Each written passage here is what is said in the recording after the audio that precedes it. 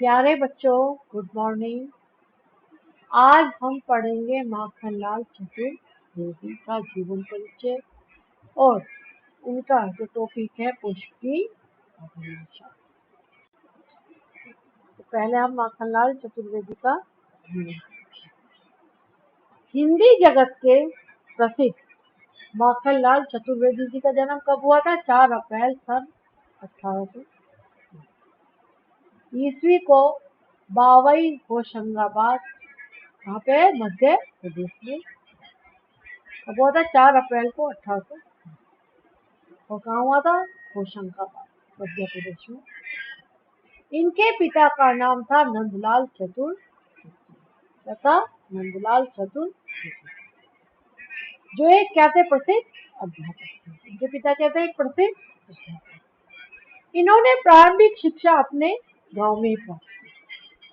ठीक है, हमें कैसे याद करना है? पहले इनका जन्म, क्या है जन्म इनका? 4 अप्रैल और सन ये चीज हुआ कहाँ था?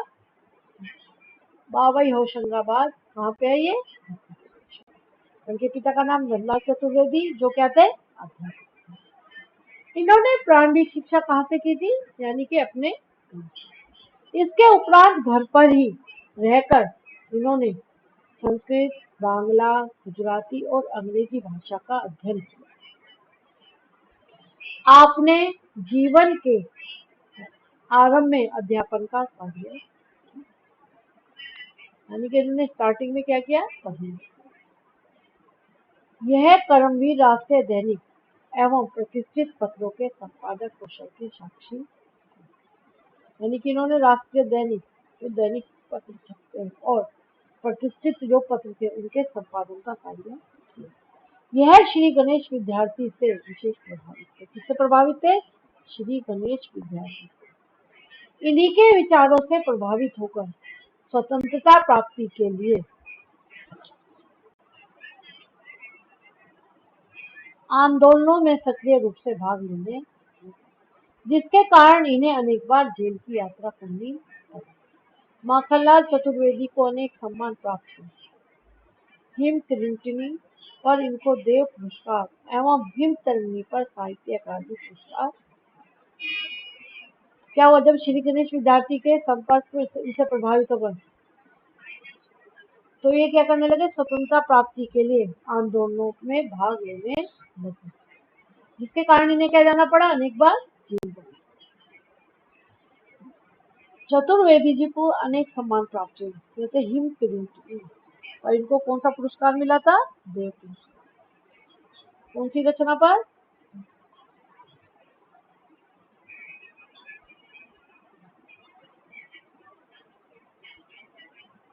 हिम त्रिंटिनी पर उनको देव पुरस्कार एवं हिम तरंगिणी पर साहित्य अकादमी। बेटा ये चीजें कई बार हमारे शॉर्ट क्वेश्चन में भी पूछी जाती हैं। तो जो राइटर हमारे हैं इनमें से जैसे कि पूछा जाता है हिम त्रिंटिनी किसकी रचना किसकी है, या माखनलाल चतुर्वेदी को किस रचना पर देव पुरस्कार मिला, इस तरीके से क्वेश्चन पूछ लिए। इनकी साहित्य सेवा को भारत सरकार ने पद्म भूषण की उपाधि तथा सागर विश्वविद्यालय में डीलिट की उपाधि द्वारा सम्मानित। इनका निधन यानी कि इनकी मृत्यु हुई 30 जनवरी को 1970। अब आता है बेटा इनका साहित्यिक परिचय, यानी कि इन्होंने साहित्य में क्या किया। माखनलाल चतुर्वेदी का साहित्यिक जीवन पत्रकारिता से आरंभ हुआ था। इनके अंदर देश प्रेम की प्रबल भावना विद्यमान, यानी अपने देश के प्रति इनके जागरूकता। अपने निजी संघर्षों, वेदना और यातनाओं को इन्होंने अपनी कविताओं के माध्यम से व्यक्त किया। यानी इन्होंने जो संघर्ष किए, जो वेदना यातना, उन्होंने अपनी कविताओं के द्वारा क्या किया था? व्यक्त किया।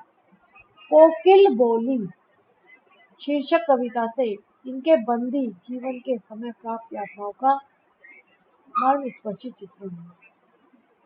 जब ये जेल में बंद रहे तो उस समय कोकिल बोली, जो कविता लिखी उससे जो यातनाएं मिली दिल को छूने वाले, ऐसा चित्रण इन्होंने किया। इनका संपूर्ण साहित्यिक जीवन राष्ट्रीय विचारधाराओं पर आधारित। ये आजीवन देश प्रेम, यानी कि इन्होंने जब तक कविताएं लिखी है, जब तक ये जीवित रहे तब तक ये देश से प्रेम करते रहे, राष्ट्र कल्याण के लिए गीत गाते रहे।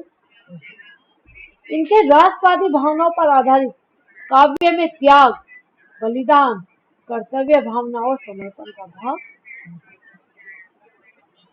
ब्रिटिश साम्राज्य के अत्याचारों को देखकर इनका मन जो था अंदर से ज्वालामुखी की तरह धधकने लगा।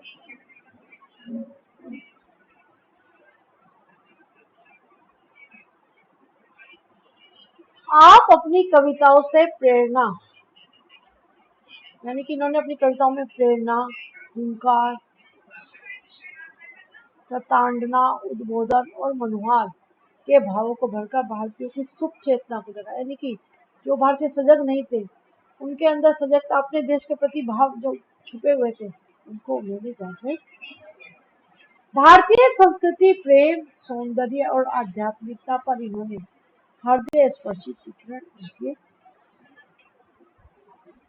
अब आती है बेटा इनकी रचना।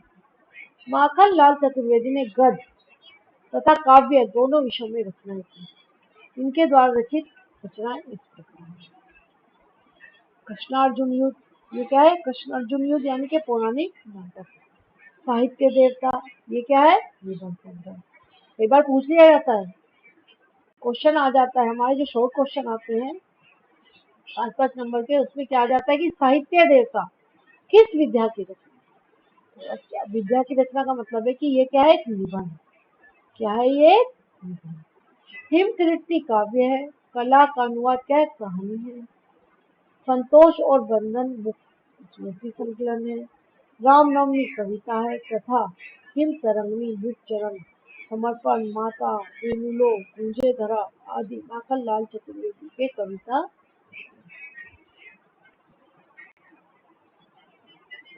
तो बेटा ये था हमारा किसका? माखनलाल चतुर्वेदी का जीवन परिचय, उनका साहित्य में योगदान, उनकी।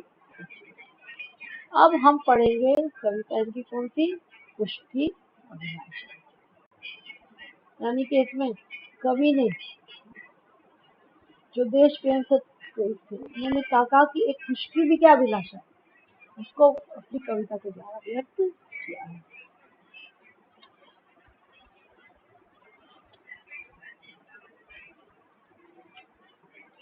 चाहा नहीं मैं सुरबाला के बहनों में बैठा, चाहा नहीं प्रेमी माला में दिल प्यारी को, चाहा नहीं सम्राटों के शव पर भी हरि डाला। यानी कि इसमें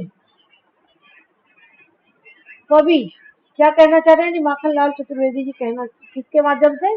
पुष्प के माध्यम से मातृभूमि पर बलिदान होने की प्रेरणा दी। वो कहते हैं, यानी कि किसको पुष्प मान रहे हैं? अपने आप को, और व्यक्त कर रहे हैं अपने भावों को। कि कवि स्वयं को पुष्प मानकर क्या कर रहा है? अपने भावों को व्यक्त कर रहा है कि चाहा नहीं मैं सुरबाला के गहनों में गुथा जाऊं, कि मेरी अभिलाषा यह नहीं है कि मैं देव कन्या के आभूषणों में जड़कर उसके श्रृंगार की वस्तु, जिससे प्रार्थना कर रहे हैं? ईश्वर से। कि मेरी इच्छा नहीं है कि मैं देव कन्याओं के आभूषणों में जड़कर उनके श्रृंगार की वस्तु बनूं। चाहा नहीं प्रेमी माला में दिल प्यारी को ललचाऊं, और ना ही मेरी इच्छा पुष्पों की सुंदर मालाओं में गुथकर प्रेमिका को रिझाऊं। चाहा नहीं सम्राटों के शव पर हे हरि डाला जाऊं। वो कहते हैं कि हे ईश्वर, मेरी भी अभिलाषा यह भी नहीं है कि मैं सम्राटों के पार्थिव शरीर पर चढ़ाया जाऊं।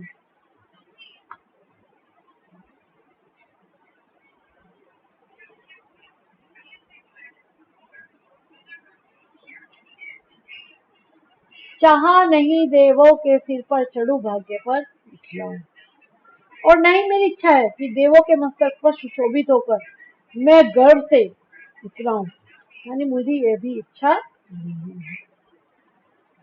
मुझे तोड़ लेना वनमाली, उस पथ पर देना तुम। मातृभूमि पर शीश चढ़ाने जिस पथ जाने वीर। वह कहते हैं कि मेरी तो केवल यही इच्छा है, ये है वनमाली, तू मुझे उस पथ पर बिखेर देना, यानी कि फेंक देना। मातृभूमि पर शीश चढ़ाने जिस पथ जाने वीर अन्य, यानी हमारी मातृभूमि के रक्षक वीर सैनिक जिस पथ से गुजरे, तू मुझे उस पथ पर बिखेर देना। मैं उनके चरणों के स्पर्श से ही अपने आप को सौभाग्यशाली और गौरवान्वित अनुभव करती हूँ, जो अपने आप को इस देश के लिए न्यौछावर करते हैं, क्योंकि उनके चरणों का स्पर्श ही देश के बलिदान वीरों के लिए सच्ची श्रद्धांजलि। तो कवि ने अपनी इच्छाओं को एक पुष्प के द्वारा व्यक्त किया। ठीक है बेटा, धन्यवाद। अगर आपको इसमें फिर चैप्टर में कोई दिक्कत हो तो आप मेरे से पूछ, ठीक है। Thank you.